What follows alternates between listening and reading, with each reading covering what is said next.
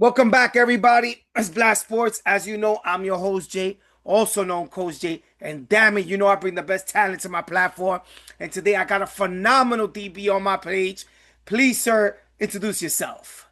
Hi, y'all. I'm Trent Crawford. I'm from Bowie, Maryland. I played at West Liberty University, and I'm happy to be here, man. I'm happy to have this opportunity to do this interview. Oh, thank you, thank you. As I showed you earlier, I was doing my research on you. Yeah. And as you saw from all my text messages, how hype I was watching your defensive plays. Yes. So I always like to backtrack when I first introduce my guests. And backtrack, tell me how this passion for football started. Well, it started I come from a football family. So my big Okay. brother played, my dad played, my dad still coaches today. He coaches high school. And I started playing when I was about, I want to say when I just turned 6, I started playing flag football. All right. And so right after that, I went right into contact. And then so from every year when I was a little boy, I did flag in the spring and then contact in the fall. And so that's just how it's been all my life. I love it. I love the game. I love it. I love football. I mean, it's like it's taken up a big part of my life and it's brought me a lot of great connections and just great experiences overall. Well, it also teaches you discipline. Yeah, And absolutely. I give you a lot of credit because studying your film, you was very disciplined. Even Hmm. after like there was a time a receiver got away from you Hmm. and you was disciplined enough to still chase him. And you Yes, forced a fumble. You punched it out of him, which I thought was hysterical. yeah. So you played linebacker at Bowie High School. Yes. Have you ever played offense?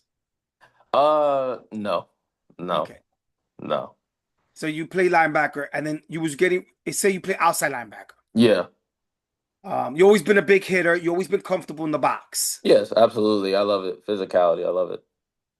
But I understand why they switched you to DB because no disrespect, you're not big enough to play Yeah. linebacker. Yeah, absolutely. You're more of a either slot corner inside the box on a dime, but you're more of a Hmm. safety. I've noticed that. Yes, yes. What made you transition from linebacker to safety from high school to college? Well, in high school, I was always like pretty athletic. Uh, but I understood that like I had to do what the team needed. And so, I was a bit undersized, but I always found a way to make it work. And I think I knew me and my high school coaches actually talked about it, and I knew that when I got to college, I would have to transition to DB, which was fine with me. I actually wanted to do that. Uh, it was, it was definitely a size thing, but I was comfortable with it. And so once I got to college, I was really like, okay, like what would be the best fit for me, and so it was kind of that nickel safety position. And so Now, it was, that hybrid type of thing, mixing in just a whole bunch of different things. So that was really how it went. well, that's what the NFL's trending towards anyway. Hmm. So you kind of like were a step ahead of them. Yeah. So which is a compliment to you. You use your anticipation skills and you knew what was coming and you worked Hmm. towards that skill. Yes, sir. Now your freshman year in college, Hmm. you started 9 games. You had 3.5 tackles and you had an 18-yard sack. Hmm. Talk to me about that 18-yard sack. Okay, I remember it. It was a blitz. I was blitz. It was a blitz off the edge. It was a play action. And so obviously I didn't fall for the play action fake. And so I kind of took the right angle. I went at the quarterback, but he was like a bigger guy. If I had to like give a comparison, it'd probably be like Josh Allen. I mean, Okay. he was a bigger guy, so he wasn't, just gonna take a sack. Some QBs just take a sack. He wasn't gonna take one. And so I'm kind of like, okay, well, I can't let him like I'm not gonna miss this opportunity. I gotta make this play. And so as I'm, trying to grab and just claw and just get everything that I can of him, he's still going around and around and around, but he's still going backwards. So I'm like, okay, this can only end up good. And so right when I kind of corralled him, I noticed that he was holding the ball kind of loose. And so that's when I kind of, even though I had him, I secured it with the left hand and then I punched the ball out with the right hand. So he ended up fumbling. and we ended up getting that ball back. But that was a pretty that was a funny type of play. It was a weird one. Was it a funny play where they looked at it in film and kind of made Yeah, fun of you about it? yeah. And they were They're like, like get him down. I was like, he was a tough one. He did not want to go down. see, I always say that sometimes people try to play hero ball. Yeah, And it seems like the way you're describing the play, he was trying to play hero ball. yeah, absolutely. And he should have just went down. Yeah, yeah. Like the play's Right. dead. Just move Live to on. play for another down. Yeah, he did Yeah, not play want for to go another down. down. I I kind of want to backtrack a little bit, and I apologize for jumping. No, you're You fine. you said something that dawned on me. Your father's a high school coach. Yes. Is there added pressure? I think growing up, it was a bit of pressure. Just because we're he coaches in the same area that I live, so and he was like a everyone he's well known, so everywhere I went, that last name was kind of like, oh, like you're such and such's son, and so but I always told myself like it's not really about no disrespect to my dad, especially on Father's Day, but it's not really about him, it's about me. And so that kind of was like, just be you, just play your game. Don't worry if you're living up to this, idea of what people think you're supposed to be or how you're supposed to play. And, it'll all come together.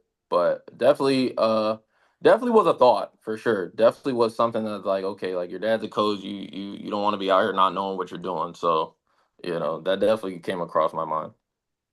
Does it help to have your father? Because some fathers they add pressure. Was your father?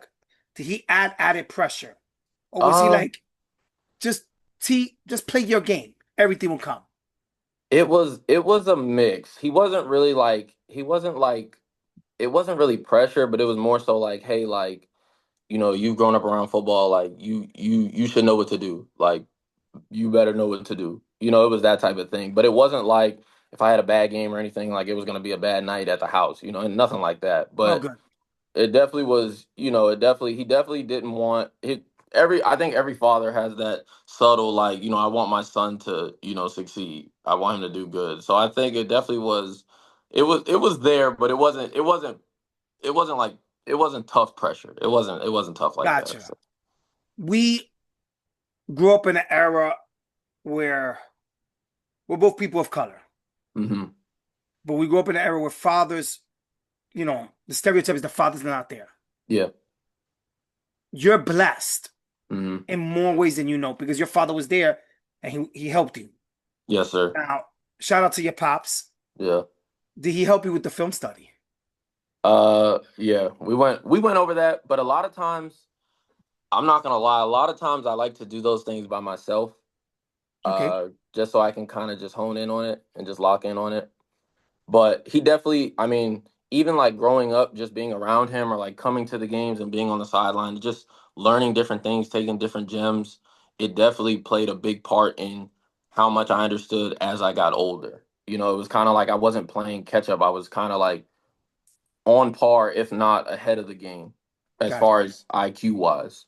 So, even if we were just watching like if it was like the holidays and we were watching like bowl games, I mean, it was always like we would like pause it. We would pause the TV and like go back and just break down different things, Wow, about that's yeah. phenomenal. Yeah, I mean, he loves it. He would go back and we'll just watch it and we'll just break down what went wrong or what went right and just different things like that. So, So it's it like, was yeah, was he? Well, let's say you had a bad game, mhm, and I know you're gonna tell me you're your toughest critic, which mhm. I can tell by speaking to you, that's a fact. Yeah. But does your father help you and say, "Hey, Trent, you did this wrong. You could have done this. You could have done that." Yeah, no, um he's gonna tell me where I mess up. That's one thing about him. He's gonna tell me where I mess up. Uh, we have this thing where like if one of us like loses, we have this thing where like we give each other a grace day period before we kind of talk to each other, talk about what happened. So he gives me if I lose, he'll give me a day, or if I'm doing something wrong, he'll give me a day, and then he'll call me and tell me, hey, like I noticed this, or hey, I saw this, or hey, like you can't let that happen. Like when do we, we have to X, Y, and Z. So he definitely has no problem critiquing me. That's for sure.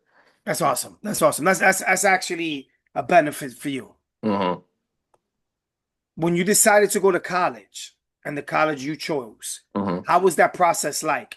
Because your father's a high school coach, so he knows the coaches, he knows the programs maybe that best suit you, or the programs Hmm. that are not BS, that are there for the children.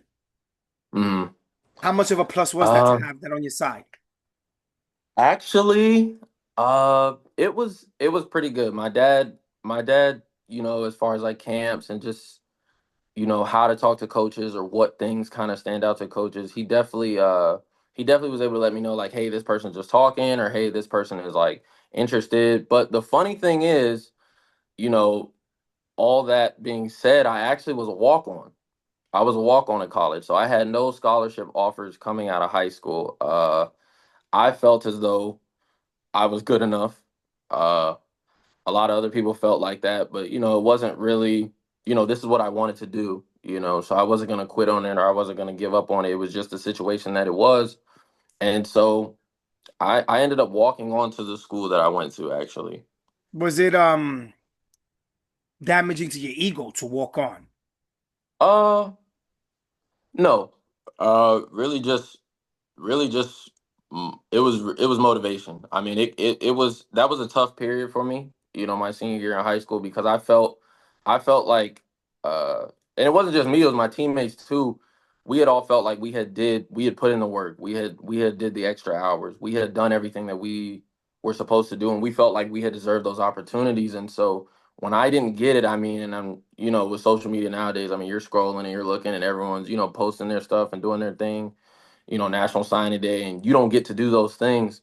It did something to me. I mean, it was hard, coming home some days, and my mom never made me feel bad about those things or anything like that. She was always very supportive, but that was a very tough period for me. But I took that, it was because it was the COVID year, so I had a lot of time to sit there and think about it. Wow. And it changed my whole, I mean, it changed me as a person, and it made me better. And in the moment, I would say I wish that didn't happen, but looking back on it, I'm kind of glad that happened. I'm appreciative of it. I'll say it like that. I'm appreciative of it. Well, you're not the first person I spoke to that COVID messed up their recruiting process. Hmm. So, you telling me this? I'm not, no disrespect. It's not about your talent. Hmm. I understand because a lot of the kids that were supposed to leave end up staying. Hmm. So the scholarship numbers end up drastically dropping because nobody was leaving. Hmm. They didn't really need to fill the spots up. But Hmm. you think it built good training habits with you because you're like, oh, word, you don't want to give me a scholarship, but now I'm going to show you. Absolutely, absolutely. That's exactly how I would describe it. That's exactly how I would describe it. It definitely added a lot of fuel to the fire for sure. Okay. Now, I saw they like to put you. Now we're going to transition back to college. Hmm. Before I talk to the games that I noticed, 2022, you only played 5 games. Hmm. What happened? Uh, I tore my right meniscus, so I tore my inside meniscus and my outer meniscus, and that was definitely tough because if you look at those, I want to say those 3 games or those 5 games, yeah. If you look at it, I mean, that was probably that was going to be one of my best years. I felt like, me personally, that was going to be one of my best years. I was on that track to put up those numbers and do great things, and that really, I mean, that was tough for sure. That was definitely tough for me. But yeah, that's the reason why. That is the reason why. You tear your meniscus. Mm. 2023, you come back, you start all 10 games, 56 tackles. You have 1.5 tackles for losses. And I understand you bounce back monster year. Mm. But the year that you hurt, how do you stay motivated? Oh, that was I'm gonna give credit. I'm gonna give the credit to the people around me. I'm gonna give credit to my friends. My friends, they would because I mean, that was a very hard time. I'm gonna give credit to the people that were around me. I mean, they would come and because I couldn't walk. So, Yeah. I would just be in my apartment, with my dog, and they would come if they didn't hear from me for a couple of days or see me a couple of days, they would come and visit me. and that was really uplifting for me. And I think uh my therapist, my physical therapist, that was motivation. She worked with me every day. We got back healthy, and it was remembering, for me it was remembering the goal, remembering what you wanted, why you want this, why you Gotcha. do this. So that was how I was able to get through it. But it was tough. It was a big hurdle. Now you go through it, and when do you feel comfortable on putting pressure? A very close friend of mine, he tore his meniscus, and Hmm. like I said, I always say, I'm not athletic. I think I am, but I'm really not. You know, I'm a fast Spanish guy that likes to eat everything. I'm not athletic. I have no athletic bone in my body, but in my mind, I think, yeah, I can do it. And I was talking to him Hmm. one time. We were playing street football. We were playing, and I Hmm. noticed he wouldn't put pressure on his leg. And he Hmm. told me, Jay, I'm scared. Hmm. Did you go through that? Oh, How did you overcome it if you went through it? uh, I think when I was doing the physical therapy and I was doing everything, I thought about that because I had heard of athletes having that issue when they injure a certain body part. Just a psychological, fear of re-injuring it or being kind of tender on it. And I kind of just told myself like, I really didn't. I can't really say I went through that. It was a Gotcha. thought. It was a thought, but I think once they said like, "Hey, you're cleared," like it was kind of just like I think I was so eager to get back to who I was. Gotcha. And I think it just, it kind of, after a while I was like, okay, I kind of got comfortable with it. This is my new knee. This is how it feels. This is how we're going to work with it. And so I was okay. Okay. Now, what is the reason behind the number 41? Okay. So in high school, I had 44. Okay. That was the number of upperclassmen at the time, because I think I was in the ninth or 10th grade. And so an upperclassman at our school had passed away. And so Okay. he was wearing 44. I didn't know that at the time.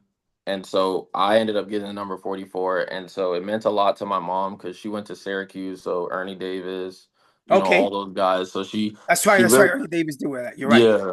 So I stuck with 44. And so when I got to college, a lot of people, you know how everyone's always trying to pick their numbers and I wasn't really like pressed like that. And so they ended up giving me 41. And I was like, okay, well, it's not 44. I was like, but I just, something about it. I just really loved it. I just really liked it. It was kind of like, it's not 44, but it's like it's almost like a step. Like this is the new you, or this is like a step. This is like a more evolved you, a older you. And Gotcha. so I stuck with it. I mean, it looked good on me, and that was, everyone always asked me, why would you pick 41 like as a DB? Like you could have like 2 or 5, like you could pick Yeah. whatever you want. And I was like, no, like I love 41, and that was what I kept my entire career. So. Gotcha. Gotcha. Gotcha. Now, I was looking at some film of you play. You're very comfortable playing in the box. Mhm. You're good stopping the run. Phenomenal at reading quarterbacks trying to throw receiver screens and stopping it, which I thought was hysterical because there was a couple of hits. God forgive me, I shouldn't have laughed, but it was funny to me in a good way. Who do you credit that to? Uh, what do I credit that to? Because your sense of awareness is high. Your IQ is very high. Who do you credit that to? I think I think just watching so much football, and I think it's really just paying attention to the small details, the kind of tells. Everyone has a tell on offense, defense. Everyone has a tell of what they're gonna do. So I think it's just understanding that, hey, this means something. If he's doing this or if he's doing that, this probably means, like I remember I think they ran it was like a tunnel screen, and I tackled him right when he caught the ball. And the thing Yeah, was for me, if I'm seeing two blockers, if I'm seeing two wide receivers run out, well, I probably shouldn't follow them because they're kicking out for him to come in. And so immediately you could see me kind of like pivot and just go straight to him. And they had ran that earlier in the game, but they didn't throw it to him. So I had noted that. So just different things like that. I mean, you know, kind of just not blowing stuff up before it gets started, really. I did see two one time, and I am gonna laugh at you about this. Mm-hmm. You know where I'm going with this. Mm-hmm. They tried to have 5 and out, Mm-hmm. and I know they were far. They were getting towards the red zone, Mm-hmm. and you baited. the quarterback to throw it, Mm-hmm. and you started running. Oh, you was gone. But then I started Mm-hmm. noticing you started gassing out at the 10, at the 5. And then Yeah. I thought you got in. I didn't think you fumbled. I thought you got in. Mm-hmm. Because it looked like you scored. Mm-hmm. But the ball popped out and they spotted you at the 1. Mm-hmm. Can you walk me through that play? Okay, so uh, they've been running that school has been running that same play since I was a freshman. And so actually, if you look on the film, I actually picked off that same route, that same play as a freshman, and I scored. So I understood that their quarterback, he had a strong arm, so he had no problem throwing it to the wide side of the field. So I knew that he was going to try and do that. And so once I saw the guy break, I tried to play his low shoulder, and I broke with him, but I didn't want to, like plaster him just yet because then he wouldn't throw the ball. And so I waited 1 second. And so once his eyes got big, or once his head turned around, I turned my head, and immediately I just saw the bball, and I'm like, oh yeah, like I can get this. And so I undercut it, caught it, and I was running. I was feeling good. And then after a while, I think it was like an 80-yard return. So after a while, I definitely Yeah, you're did right. It gas wasn't 80. out. Yeah. So I definitely did gas out for sure. But my teammates, they laugh about that to this day. They're like, "Oh man, like you gassed out. I can't believe it." I mean, it was a long run though. It was a long No, run. it I'm was. It not a was. 'Cause there was yeah. one guy, he took an angle on you. And Mm, that's how he coached. He took the right angle. yeah. He was able to meet you at the spot. Mm, But you started gassing out. And I started yeah. laughing. I said, oh, he's getting tired. I had to rewind to say, see, yeah, he's getting tired. I see. And why do you feel so comfortable playing in the box? I understand you played outside linebacker in college, in high school, Mhm, excuse me, but you're very comfortable, mhm. very comfortable, especially off the blitz. I saw you hit some quarterback, and I was like, Jesus Christ, I hope I never owe him money. And then, and then you stop the run very well, you blitz very well, but you do it in a box, but you do it very comfortable. Mhm. Why are you so comfortable? Uh, I think it's really just for me. I've seen a lot of.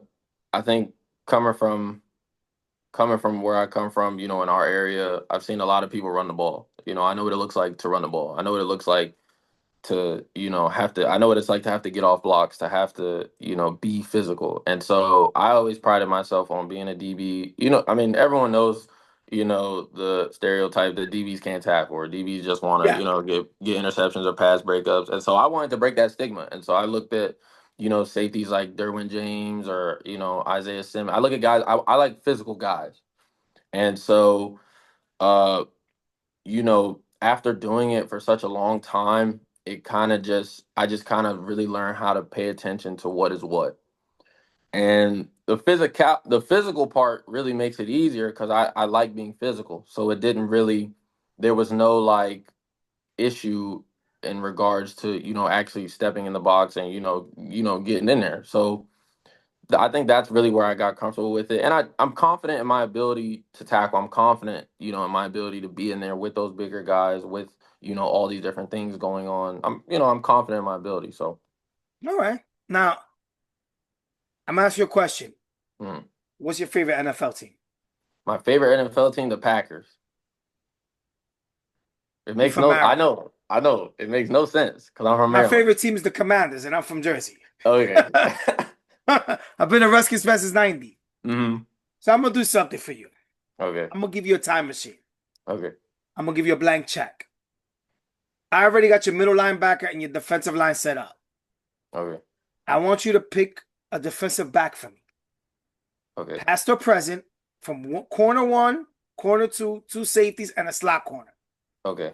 From any Does it team or from any the, team, any team, okay, any team. past or Okay. it could be you could pick Darryl Green from the '90s. You could play your slot corner. Anybody you want, down to Okay. anybody you want at all. Okay. Who All are you right. picking? And for each position, why did you pick that player? Just one reason why. Okay, corner, I would have to pick from any time, right? Even like It to doesn't now. matter. It Like, doesn't matter. It's up okay, to all you. right. You're the Uh, general manager. Here you go. okay, GM Crawford, here you go. It's all you. okay. Corner, I would have to go Jalen Ramsey. Okay. Um, he's very versatile. and he's a physical corner, but he's really good in coverage. So he kind of is the complete package. So I don't really have to worry about anybody kind of out physicaling him on the sideline or anything like that. So he can come and stop the run, and he can I mean Okay. he's a great guy. Corner two, I would have to go Dion Okay. just because I mean he's the greatest. I mean he's the greatest man coverage, zone coverage, whatever. I mean he shuts down entire sides of the field. Safety, uh, or yeah, safety. I would have to go. That's tough. It's a lot of good ones. I got you this I would one, huh? have. Yeah, I would have to go. I would go Ed Reed. I would go Ed Reed, What? and I would go as my other safety. Uh, I would have to go. It's tough. Uh, I would go Brian Dawkins. I I would like go that Brian combo. Dawkins. I like that He's combo. he was. I mean, they were both rangy, but I mean, they both were physical. I mean, it's a complete. Your entire. You're good back there. And then for the slot, for my nickel, I would go.